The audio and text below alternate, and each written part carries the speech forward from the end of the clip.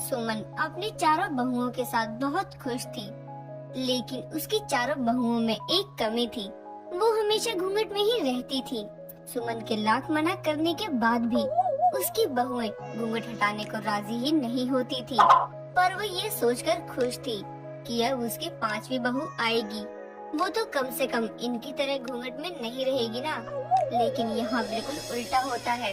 सुमन की पांचवी बहू भी आ जाती है और वो भी बाकी की चार बहुओं की तरह ही घूंघट में ही रहने लगती है। एक दिन जब सुमन खाना खाने के लिए बैठती है तो सुमन अपनी पांचों बहुओं, बड़ी बहू धरा, दूसरी बहू भावना, तीसरी बहू मीनू, चौथी बहू रावी और पांचवी बहू अंजलि के सामने अंजलि से बोलती है। अंजलि बहू, तुझे आए हुए भी 2 दिन भी नहीं हुए और तू अभी से बाकी चारों बहू की तरह हो गई। इन्हें तो मैं बोल बोल कर थक गई कि बिना घूंघट के रह लिया करो, लेकिन नहीं, मेरी बात तो कोई सुनता ही नहीं। और अब तू भी, कुछ दिन पहले ही तो तू आई है और इनकी तरह घूंघट में रहने लग गई। माँ जी, मुझे तो ये लग रहा था कि आप बहुत गुस्से वाली हो, इसीलिए आपकी बाकी बहुएं घूंघट में रहती हैं। लेकिन आप तो खुद ही घूंघट उठाने को बोल रही हो। क्या बात है, आपके तो बड़े ही मॉडर्न विचार हैं। अरे भाई, कितनी बार बोला है, जिसको बोलना है वो अपना नाम लेकर बोले। समझ ही नहीं आता कि कौन बोल रहा है। अब बस सबकी आवाज पहचानती रहूं क्या मैं? माँ जी, आपकी सबसे छोटी बहू अंजलि आपसे बोल रही थी वो सब, और मैं आपकी बड़ी बहू धरा हूँ। हाँ हाँ ठीक है, समझ गई मैं। अंजलि बहू, अब तो तुझे पता चल गया ना कि तेरी सास के कितने मॉडर्न विचार हैं। अब तो तू अपना घूंघट हटा ही सकती है। ऐसा लगता है घर में मैं अकेले ही रहती हूँ, क्योंकि बाकियों के चेहरे तो दिखाई नहीं देते, बस आवाज ही सुनने को मिलती है सबकी। नहीं माँ जी, मैं घूंघट नहीं हटा सकती। जब तक मेरी चारों जेठानियाँ घूंघट में हैं, तब तक मैं कैसे घूंघट के बिना रह सकती हूँ। मुझसे पहले इनका फर्ज है कि ये घूंघट हटाएं और फिर मैं। हम तो बिल्कुल ही नहीं हटाएंगे घूंघट। सुन लिया तूने? ये तो मानने वाले नहीं। कम से कम तू ही समझदार बन जा और घूंघट हटा ले। नहीं माँ जी, अच्छा नहीं लगता है ना। मेरी माँ और पापा ने मुझे यही सिखाकर भेजा है। सास अगर माँ है तो मेरी जेठानी भी छोटी माँ से कम नहीं है। इसीलिए अगर वो घूंघट में रहती है तो मैं भी घूंघट में ही रहूंगी। लो, हो गया बेड़ा गर्क। तुम चारों तो पहले से ही घूंघट वाली थी, अब मेरी पांचवी बहू भी घूंघट वाली बन गई। हो गई तसल्ली तुम सबको।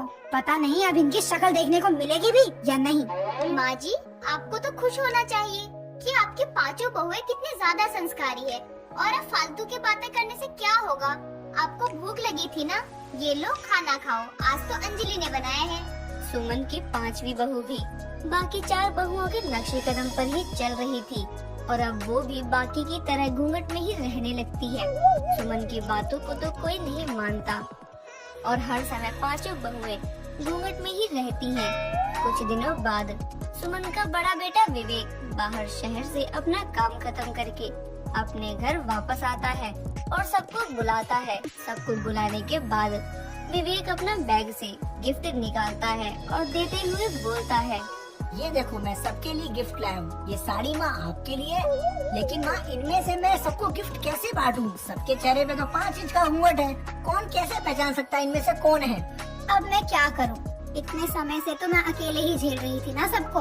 सब तो चले गए थे अपने अपने काम से बाहर। अब आ गया है ना तू, तो तू भी थोड़ा सा झेल ले। खुद पता लगा कि कौन सी है तेरी वाली। माँ, मुझे तो लगा इनका अब घूंघट हट ही जाएगा, लेकिन अब तो एक मेंबर और बढ़ गया घूंघट में। जेठ जी, आपको थोड़ा ही पता लगाना है, ये तो मैं भी पता कर लूं, लेकिन वो भी नहीं होगा। जेठ जी, तो मैं बाकी सबका भी हूँ, लेकिन तुम कौन सी वाली हो ये बताओ ना। जेठ जी, ये अंजलि है, आपकी सबसे छोटी बहू।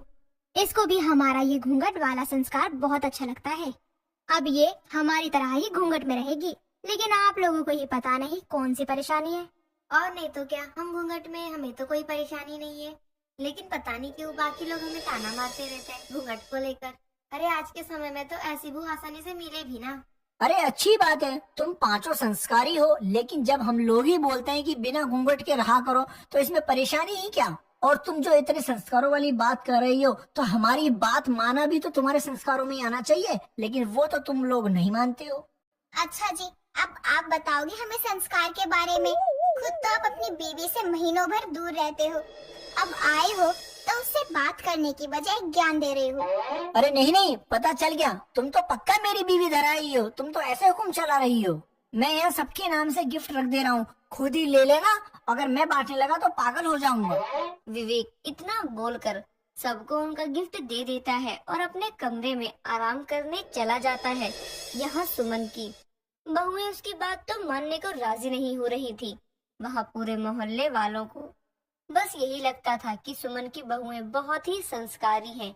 कुछ दिनों बाद सुमन की पड़ोसन कांता उसके घर प्रसाद देने आती है और सुमन से बोलती है, ये ले सुमन प्रसाद, पूरे परिवार का एक ही साथ ले आई हूँ प्रसाद। तू तो आई नहीं कथा में, फिर मुझे खुद तेरे घर आना पड़ा प्रसाद लेकर। तू भी आ जाते तो कितना अच्छा रहता ना, लेकिन तू तो आई नहीं। मैं तो अपनी बहुओं से परेशान हूँ। अरे घर में घूंघट करके कौन रखता है? इनको समझाने के चक्कर में मैं तेरे घर कथा में आना ही भूल गई। पर कोई बात नहीं, 2 दिन बाद कीर्तन रखवाया है ना तूने, मैं उसमें जरूर आऊंगी तेरे घर। हाँ, कीर्तन में आना मत भूलियो, लेकिन तू अपनी बहुओं को समझाती ही क्यों है? बेचारी इतनी तो संस्कारी है।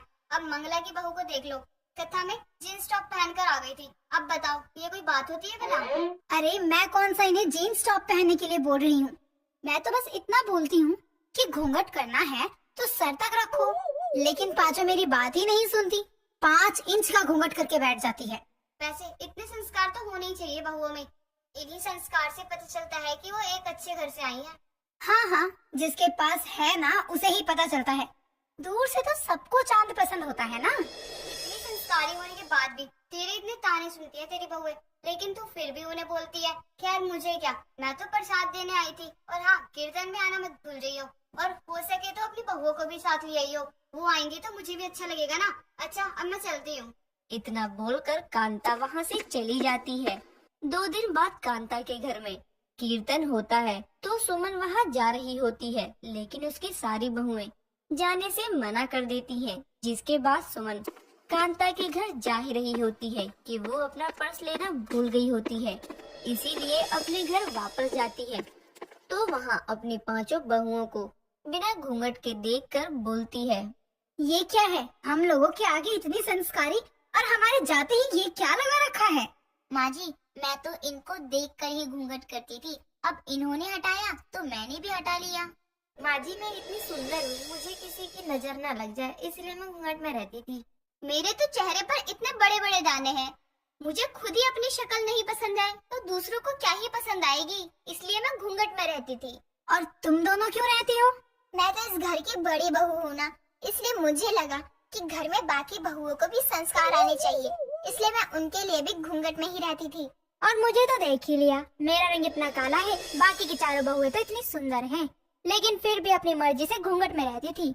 और मैं तो इतनी काली हूँ, इसीलिए मुझे अच्छा भी नहीं लगता था। अच्छा, तो मतलब घूंघट रखने की वजह ये थी, ना कि तुम 5 के संस्कार। मुझे तुम 5 की शक्ल शादी से पहले ही देख लेनी चाहिए थी। पहले शक्ल देख लेती तो आप क्या शादी नहीं करती? नहीं, ऐसा बिल्कुल भी नहीं है। तुम 5 अपनी अपनी जगह बहुत सुंदर हो, और मुझे ये पहले से पता होता तो मैं तुम्हें बिना घूंघट के ही रहने को बोलती। लेकिन कोई बात नहीं, अब से तुम 5 बिना घूंघट के ही रहोगी। सुमन की 5 बहुओं के घूंघट की असली बात तो कुछ और ही थी, लेकिन जब सुमन को पता चलता है तो भी वो सबको समझाती है और बिना घूंघट के रहने के लिए बोलती है। और अब जब सब पता ही चल गया था, इसीलिए उसकी 5 घूंघट वाली बहुएं भी बिना घूंघट के रहने लगती हैं।